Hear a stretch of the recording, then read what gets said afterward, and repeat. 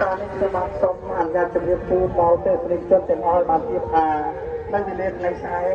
ចាប់ពីម៉ោង8ទៅយើងនឹងមានការប្រកួតបាទ4គូដើម្បីជំរុញជុំទី3បាទในសម្លេងជុំទី3ហើយនៅលើល្ងាចថ្ងៃទី5គឺពាក់កណ្ដាលផ្នែកប្រុសនិងផ្នែកប្រុសនៅវេលាថ្ងៃស្អែក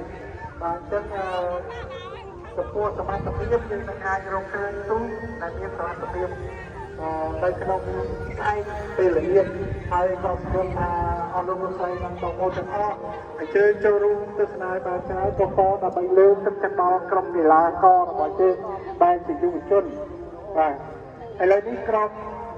គុំទី11របស់យើងគឺថែមផែនការនិងរបាយការណ៍ដែលមានខ្សែទឹកនៅខាងកើតប្រកួតនឹងយុវជនក្រុងសៀមរាប1បាទយុវជនក្រុងសៀមរាបសូមអនុញ្ញាតជម្រាបថាយុវជនក្រុងសៀមរាបមានទូកចំនួន2ដែលនៅខ្សែទឹកខាងលិចចឹងក្រុមយុវជនក្រុងសៀមរាប1ដែលខ្សែទឹកនៅខាងលិចឥឡូវនេះមិនទាន់ដឹងថាផែនណាឬមួយទូកណាដែលមានព្រៀបជាខាងណានៅឡើយទេបាទ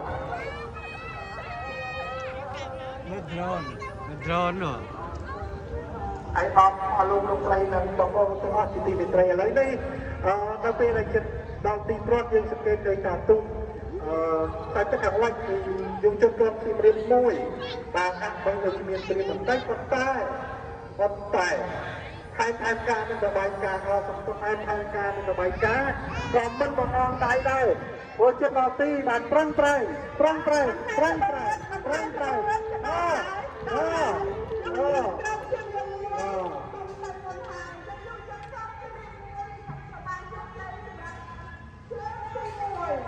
សម្រាប់ចូលជាមួយនេះគឺជាទីយើងសង្កេតឃើញថាទូកយុវជនក្រុមនេះមួយនេះគឺយើងមានក្រុមហើយ